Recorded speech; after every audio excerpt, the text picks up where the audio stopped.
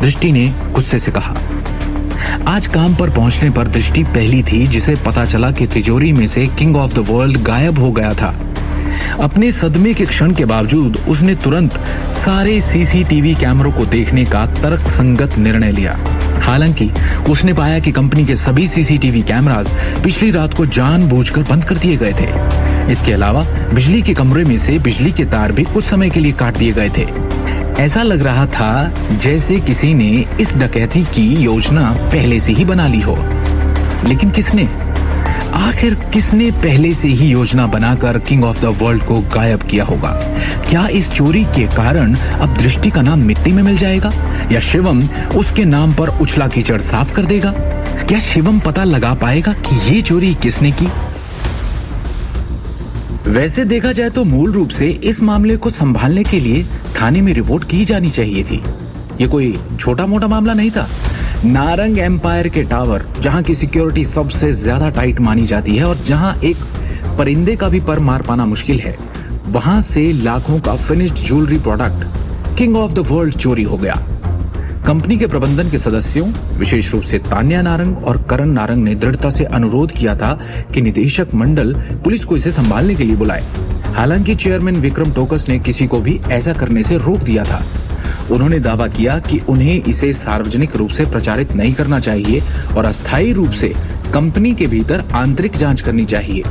आखिरकार दृष्टि नारंग इस मामले में सबसे ज्यादा इन्वॉल्व थी और उस प्रोडक्ट की मेन प्रबंधक भी। जितना बड़ा हंगामा होगा, उसकी प्रतिष्ठा उतनी ही खराब होगी। अगर परियोजना के साथ ऐसा कुछ हुआ जिसकी इंचार्ज दृष्टि नारंग थी, तो अध्यक्ष विक्रम में भी हिम्मत नहीं थी कि वो स्थिति की जिम्मेदारी ले लें। मुख्य निदेशक दृष्टि नारंग वास्तव में प्रभावशाली हैं। क्या वो हम पर दबाव बनाने के लिए अपनी स्थिति का उपयोग करने की कोशिश कर रही है? करण ने अजीब स्वर में कहा, लेकिन उसका चेहरा गर्व से भरा था। दृष्टि नारंग, तुम कंपनी में अपनी वर्तमान स्थिति को बेहतर ढंग से समझती हो, करण ने हंसते हुए कहा। तुम केवल एक एक्टिंग मुख्य डिजाइन अधिकारी हो। King of the world project की दुनिया को सफलतापूर्वक पूरा करने और गहनों की प्रदर्शनी से गुजरने के बाद ही तुम उस स्थिति को मजबूती से प्राप्त कर सकती हो, करण नारंग ने आक्रामक रूप से कहा। लेकिन वर्तमान स्थिति को देखें तो न केवल तुम king of the world project को सफलतापूर्वक पूरा करने में विफल रही, बल्कि तुमने दुर्लभ गहने भी खो दिए जिनकी कीमत लाखों से भी अधिक थी। इसके अलावा गहनों की प्रदर्शनी कल आयोजित होने जा रही है, जिसका मुख्य आकर्षण वही किंग ऑफ द वर्ल्ड था। इतनी बड़ी लापरवाही का इस कंपनी को कैसे स्पष्टीकरण दोगी तुम, दृष्टि? क्या तुमने सच में सोचा था कि तुम मुख्य डिजाइन अधिकारी की स्थिति को इतनी आसानी से सुरक्षित कर सकती हो? दृष्टि ने अपने होठों को कसकर काटा, लेकिन चाहकर भी करण की बात का खंडन नहीं कर सकी। ऊपरी तौर पे वो मजबूत दिख रही थी, लेकिन उसकी आंखों में दर्द छिपा था। वो हमेशा एक छोटी कर्मचारी रही है और अपने लक्ष्य तक पहुंचने के लिए उसने बहुत मेहनत की है। अपनी प्रेरणा और रचनात्मकता के माध्यम से उसने अंततः कंपनी के उच्च अधिकारी के रूप में पहचान प्राप्त की और उसे एक्टिंग निदेशक के रूप में पदोन्नत किया गया।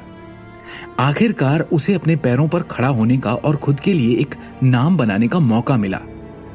इन पिछले दिनों और रातों की कड़ी मेहनत करने के बाद उसने आखिरकार अपना पहला उत्पाद पूरा कर लिया था।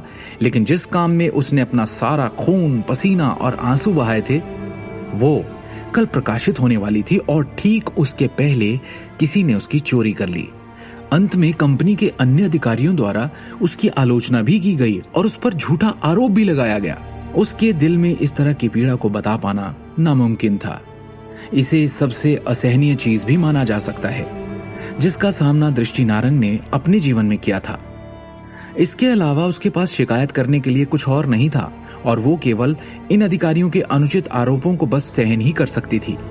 दृष्टि, मुझे ऐसा क्यों लग रहा है कि शायद वो तुम ही थी जिसने पिछले साल गुप्त रूप से कुछ सामग्रियों को काट दिया और अनुसंधान और विकास परियोजना के दौरान घटिया उत्पाद बनाने लगे थे।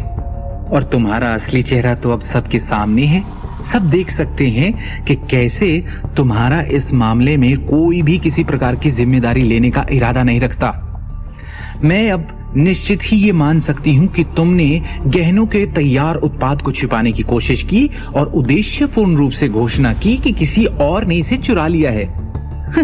आखिरकार तुम्हारे और तुम्हारे इस नाकारा पति के अलावा किसी और ने किंग ऑफ द वर्ल्ड के वास्तविक अंतिम उत्पाद को नहीं देखा था। तान्या अचानक अपनी सीट से उठ खड़ी हुई और एक ठंडी मुस्कान के साथ कहा, ऐसा लग रहा था कि वो जंगली अनुमान लगाने में शामिल होना चाहती थी और उसने अपने इरादों को छिपाने की कोशिश भी नहीं की। अपनी बकवास बंद करो तान्या, मैंने अपने काम के लिए एक बार भी कोई कोना नहीं काटा है। गहनों का एक टुकड़ा भी पूर्णता के साथ बनाया गया था, दृष्टि ने गुस्से में कहा। वो कंपनी के प्रबंधन से संदेह और आलोचना सहन कर सकती थी, लेकिन वो एक ऐसे व्यक्ति के रूप में जिसने सबसे अच्छे गहने डिजाइन करने का प्रयास किया, अपने काम का अपमान नहीं सहन कर सकी। कितनी मजेदार बात है, तान्या ने मजाक करना जारी रखा। तुम अभी भी ये दावा करने की हिम्मत रखती हो कि तुम्हारी रचनाएं परिपूर्ण हैं। तुम्हें अभी भी ये सोचना चाहिए कि तुम्हारी रचनाएं मेरी जितनी अच्छी नहीं है ना? क्या इस चोरी के कारण अब दृष्टि का नाम मिट्टी में मिल जाएगा या शिवम उसके नाम पर उछला कीचड़ साफ कर देगा? क्या शिवम पता लगा पाएगा कि ये चोरी किसने की और दृष्टि के सपने को वापस पूरा करने में उसकी मदद कर पाएगा, या दृष्टि का ये सपना हमेशा हमेशा के लिए टूट जाएगा? आगे की कहानी जानने के लिए देखिए अगला एपिसोड सिर्फ पॉकेट एफएम के यूट्यूब चैनल पर, और शिवम द हिडन वॉरियर के सारे एपिसोड्स को सुनने के लिए डिस्क्रिप्शन में दी लिंक से डाउनलोड करें पॉकेट एफएम ऐप।